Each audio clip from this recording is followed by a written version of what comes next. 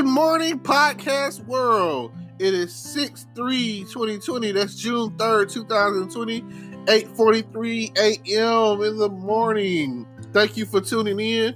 Thank you for listening to my podcast. I just want to start off saying by saying Black Lives Matter.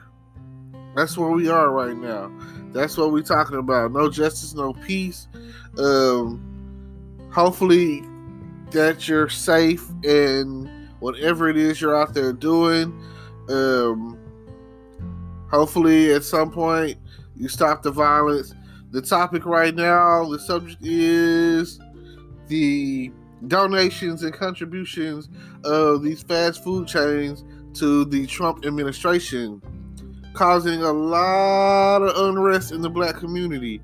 People are mad because they can't get their 4 for $4 or their Whopper or their 5-layer burrito or their $5 box from Taco Bell, or they can't get the finger-licking good chicken that they are used to getting, and they can't get those chicken sandwiches that they were looking so forward to getting. And what else? Let's see. Wendy's, Burger King, Taco Bell, KFC. Oh, and those Pizza Hut. You know what I'm saying? So I don't know. What are they going to do? Or are people going to go back to cooking more now? You know, is that what's going to happen? I surely hope so, because I cook almost every day, but I don't cook. I microwave, you know. I buy those meal choice, healthy choice meal things or whatever, and that's usually my lunch or dinner or a mixture thereof, you know. And they're like $2 or $3 or whatever. So I'm full after I eat one, you know. And I instituted tortilla rolling. Like, I'll microwave it in there, you know. I call it my 4-minute meal, you know, because pretty much all of them take about 4 minutes, you know. You pop it in the microwave 4 minutes, and it's layered, so underneath it has whatever kind of sauce it is that they go for, and the top has the noodles and meat and vegetables or whatever is on it. And you know, you warm it all up, and then you take the bowl and you pour it into the other bowl, and then boom, boom, boom. And now, you know, what I'll do is I'll take a fork and I'll basically, you know, I'll heat up some tortillas, and I'll even put some cheese. I got some shredded cheese in there, and I will wrap it up and roll it up, and you know, make kind of like a burrito taco out of it or whatever. So, you know, that's one of my things that I like to do. Sometimes I like to, you know, I salad it up. The main thing is every week it seems like me and my stepdad go after a watermelon. We try to find the biggest, sweetest watermelon that we can find for the best price. And usually we go to Super One over there by Sam's. And you know, hello Texarkana, you know. So the other day I went into a Walmart, you know, and their prices were like pretty good, like $6.48 for what I thought was some decent sized watermelon. So I'm probably gonna check that out based off of the price, because you know the prices keep going down or whatever. I guess they're not getting the batches of watermelon that they thought they were gonna get. Who knows? I know that the price of beef had went up because of Corona. So, oh man, I'm used to getting like beef by the pound for like a couple of dollars, and now it's like $4 or $5 or whatever for a pack of beef. I'm like, oh man, it's ridiculous. But yes, sad to say that it's like $400,000 per franchise, that's been donated to the Trump administration, and I'm just sorry to acknowledge that fact. Like, I mean, I already don't eat out, you know. It's just sorry for those who have that eating out is a big deal and food is a big deal, but I'm nowhere near a foodie. I grew up with whatever is on your plate, you eat it, you know what I'm saying? Be thankful and happy you got it. So we didn't get negotiated with and reasoned with and talked to when we was in the drive-thru. Like kids nowadays, their parents to sit there in the drive-thru and ask them what they want. I'd be happy to get the whatever my mom was paying for, you know. A cheeseburger, cool, let me get that. And I want everything on it, you know. I'm trying to get as full as possible, or whatever, you know. Maybe not so much on those onions or whatever, those little dehydrated onions. But back in my day, oh man, it didn't matter where we was going. We was trying to get the kids' meal, and we was trying to get their toy, and the toy was probably more important than the actual food. Because it was something different from whatever it is we've been, eating at the house. Can't eat bologna sandwiches, spam sandwiches all the time, you know. You don't want to get homemade fried chicken every day. So, yeah, it's all good. Man, I wake up in the morning, and like Wednesday is a good day for me.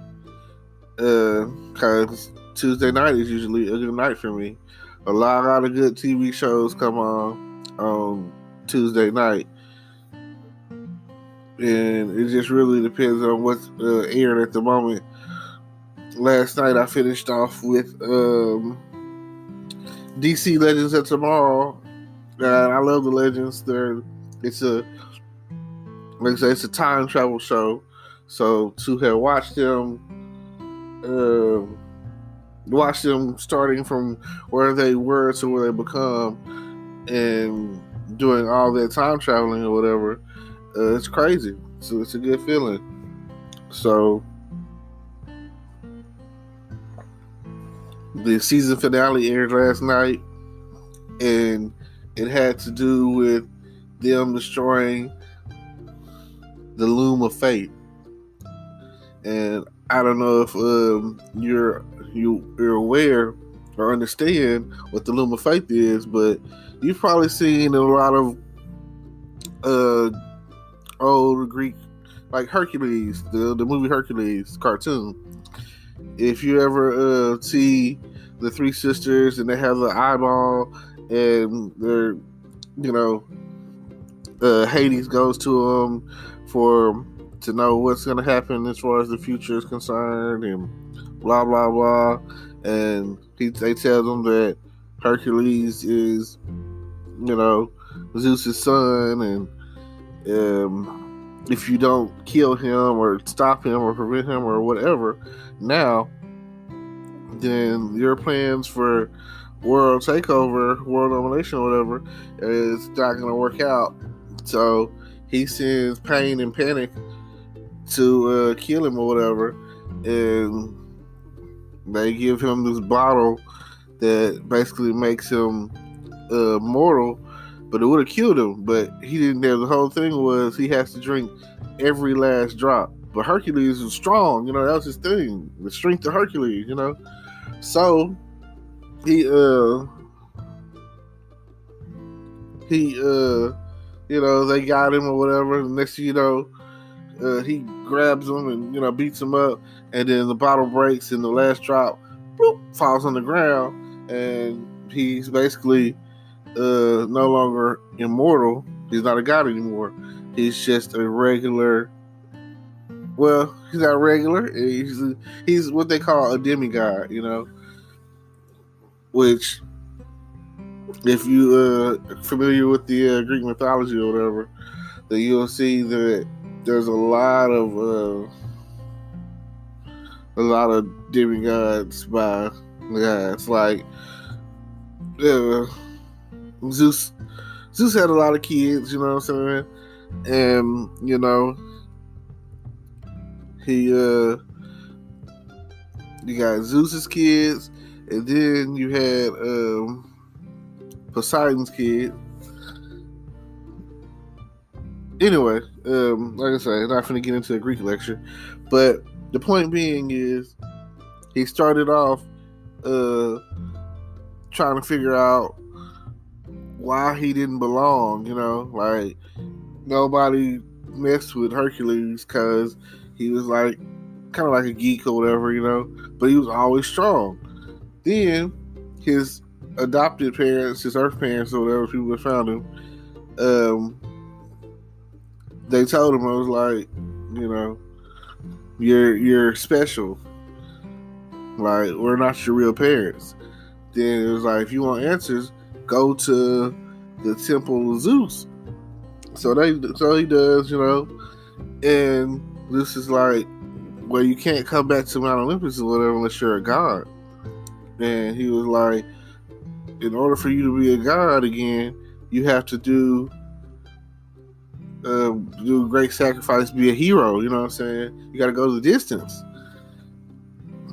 So that was one of my, at one point, favorite songs or whatever. So it's a good song, you know. You can go the distance. So if you're ever down, well, yeah, it gives great inspiration. You could go the distance, you can find your way. You know, so that's a real touching song. You know what I'm saying? Like it has some good music to it, and the words are inspirational and all of that. So anytime you get a chance to, I'm probably gonna listen to that today. You know, just thought about it. It's a good song. I even like the Muhana. How you say it, Muhana?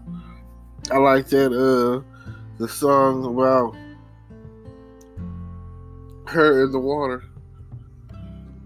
You know, her saying it's, you know, it's real. I find like songs that I feel like have like a inspirational / spiritual connection. You know, you have a real moment of breakthrough. But yes, you know, okay.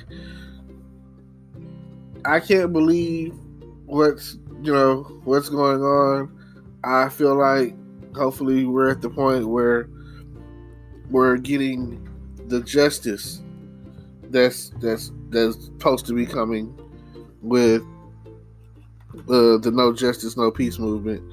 And I feel like hopefully things will start to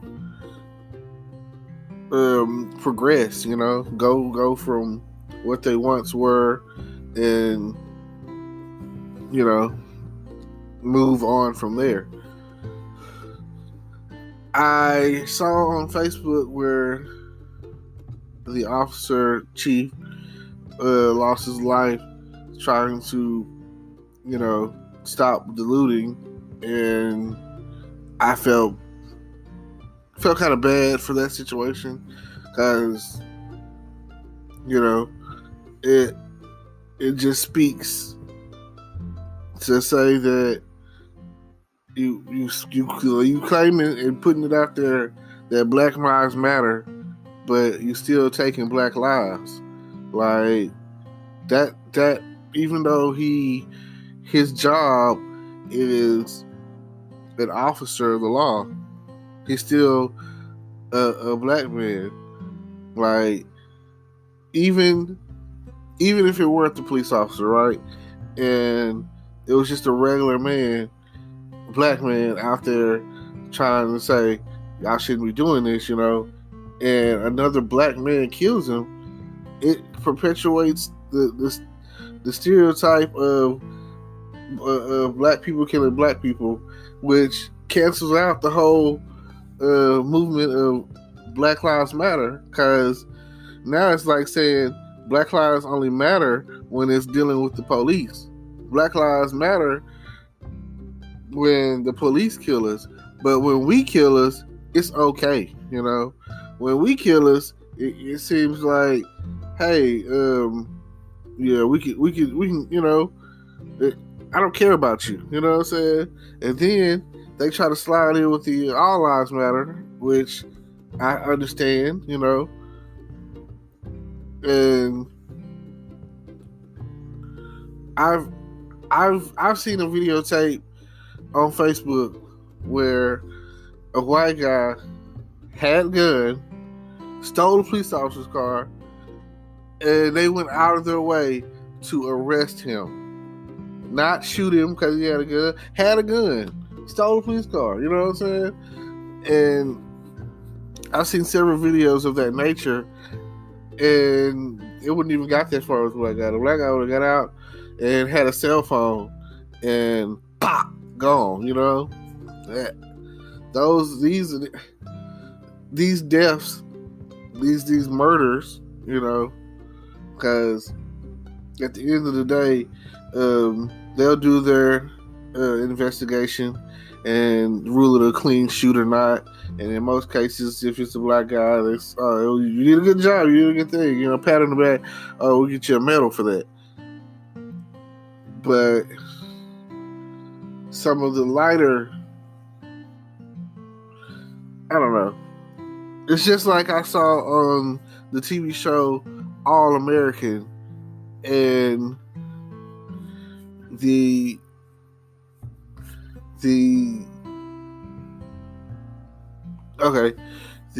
quarterback of the show, I think his name was Jordan. His twin, his sister, or whatever. Well, anyway, if you haven't seen the show, you should watch it. It's called All American or whatever. I don't really know what channel it comes on, because I think it comes on CW, and I'm pretty sure it comes on CW. I think I had stumbled across it in the process of trying to watch The Flash one time, and I had, I saw it looked pretty good or whatever, so I had, watched it. But then I went back and people was talking about it, so I went back and watched it on Fire Stick and watched the whole thing. And man, some of the things that I was getting from that show that really got me was the money. These kids living in these houses, and they're these nice cars, and basically rich or whatever, and they're carefree, they don't have any worries, all of that. So you would think that would be okay, that'd be good enough, that would make them happy. Like, where I come from, all of my problems could be solved financially. Like, I feel like people put such a praise on the money side of things. They don't understand that there's other stuff going on, which was the case, because dude had got stopped when they were in the hood and not in, like, I think it was I guess Beverly Hills or whatever. I really can't say what area they're in because I don't know California. The hills or whatever, I guess. Baldwin. I don't know. Again, I don't know California. I don't know LA like that. But, I do know that the star of the show, it was supposed to be based off a true story. The star of the show was from Crenshaw, so they were in that area and they got pulled over by the police. And that's when, it was like a racial scene. It was intense. And the conversation went like this. The star of the show, dude from the star of the show, whatever, he was like, it's something that you're taught when you're like 8 years old. Why haven't this dude's son or whatever, why haven't you talked to him? Why he don't know? And he was like, if he were darker, he was my color or whatever. Because he's a mixed kid. His mom's white. She's the prosecutor or whatever of Los Angeles. So, he didn't know any better. Basically, the police pull up. He kind of mouthed it off, And the other dude is like, man, put your hands on the steering wheel, you know what I'm saying? Don't talk to them, don't say nothing. And yeah, it was just a hard scene to go through or follow or whatever, because it was like, I can't believe, it's like that. Which everyone knows that the LAPD is one of the more racially discriminative police departments in the country, maybe in the world, I don't know. But that if you in LA, and when it comes to dealing with the police, they're one of the more corrupt police forces, seconded by, I want to say, the CPD, Chicago Police Department. And those two are infamously known for some shady dealings. And it happens everywhere, just because it's not in a major city, or just because it's not, you don't want to believe it's happening in your city. Now, I've been watching the series Chicago PD, and it's created by Dick Wolf. And Dick Wolf, he has a lot of shows, cop and otherwise, because he also has the Chicago Fire Show, which premiered before Chicago PD, and now he also has the Chicago Med. He also has not Chicago, but he also has the FBI show, which is really good, and the FBI's Most Wanted, which deals with criminals who are serial killers or serial rapists or whatever. And the thing that I can say, their close rate is like almost down there 100%. It's like, almost like 99%. If you end up on the FBI Most Wanted, they're gonna get you. You know what I'm saying? It doesn't matter where you are or what the case is.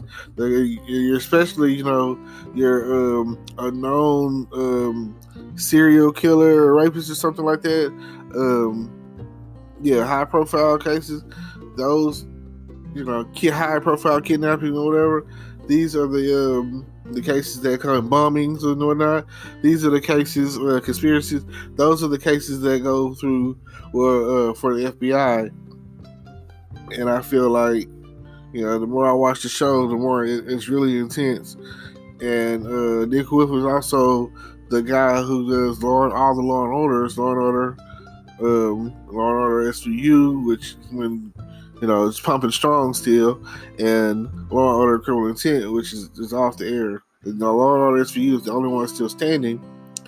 It is a great show, and you might have some other shows that I haven't come across. I don't know. But my point is, there's always a message to be had. There's always a message in his shows and his storylines, and they all come together. It's almost like the Marvel universe, you know what I'm saying? Like Marvel Comics or whatever, Marvel Cinematic Universe or whatever. Like, once you're playing a part on one of his shows, you're connected to all his shows, Like, you never know when it's going to be a crossover. You never know when you're going to see Olivia Benson in Chicago helping them catch some rapist or something like that, or a kidnapper or whatever. So, it's always, they stay relevant with that. I wouldn't be surprised to for them to bring her in and on the FBI show or something like one day. But that's maybe once they get more established or whatever, because that's or the FBI people crossing over to the SVU, which would probably be more, it probably made more sense that way. But anyway, my point is, the show shows the good and the bad of law enforcement, and but one thing that I do know, pattern wise, is something that always it just, you know, and I don't know.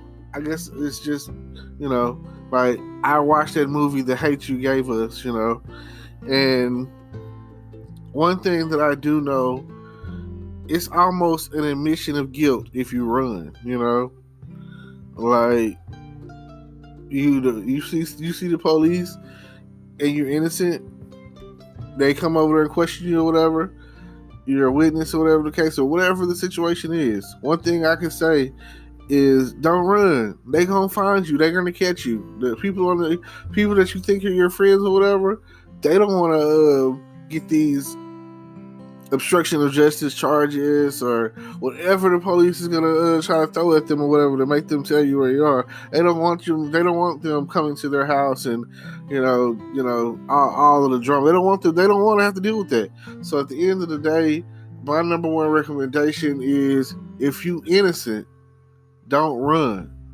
because that can lead to you getting shot in the back, and then or anything else. You know what I'm saying? Like, it's not a good look when you run. Like, if you innocent, you stand your ground. You be a man, because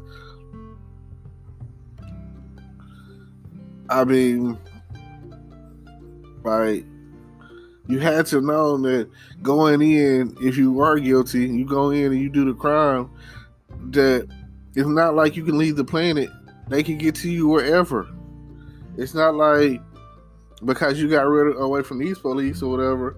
And if you running, you better like already have planned it out that you finna leave the state, that you finna go to a whole other country or something. But if you still plan on sticking around them 21 bridges, then you better best believe that you either had a death sentence whatever, or whatever the case is, Now, here's my closing. I'm gonna tell you like this. Check my YouTube out. Check out my podcast. Check out my new Facebook video. I mean, I've been having groups, so I've been having a page on Facebook for a minute, but now that I found out that the process that it takes to get monetized on Facebook, that I'm pushing towards that, So please check me out. Yeah. So don't forget to leave a comment. When y'all comment and subscribe to this and tell me I'm doing a good job and that you like my content and that you want more, or that you want to work with me or whatever. I'm flexible. I want to do it all. I'm definitely trying to link with new people, especially any kind of recording, video, podcast, Facebook, telephone, ding dong, it's all good. So hopefully I see y'all at the top.